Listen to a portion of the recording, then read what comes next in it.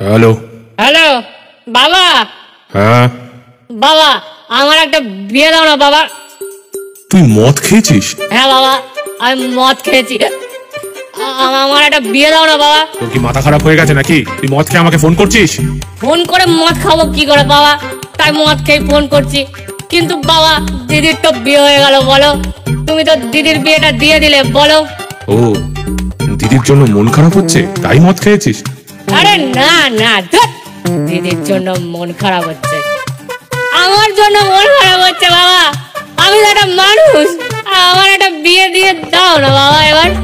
কত ছড়া ছেলে, তোর এখনো পড়াশোনা শেষ হয়নি, সে চিন্তা নেই উনি বিয়ে করবেন।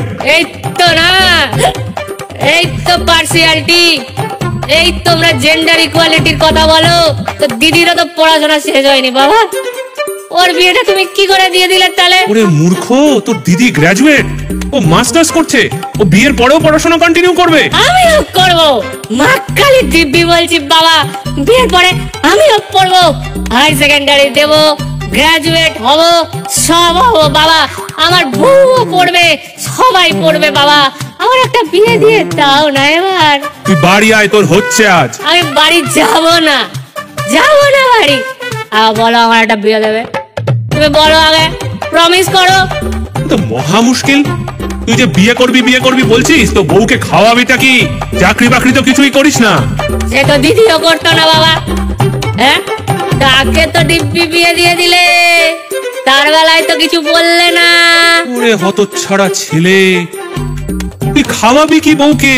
তোর তো কোনো রোজগার পাতি নেই। এই তো না, এইরকম বলছো তুমি, হ্যাঁ এরকম বলতে পারছো কেন বাবা?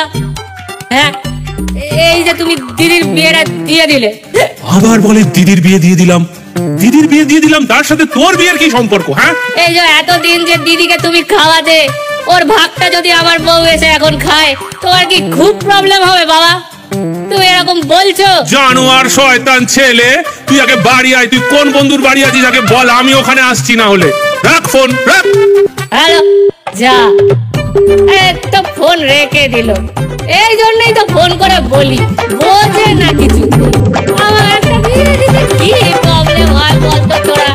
ঠিকই বলছিস, ঠিকই বলছিস, একটা বিয়ে করা তো দিতেই পারে। বিয়ে করলে কি হয়? কি হয় বল, তোরাই বল।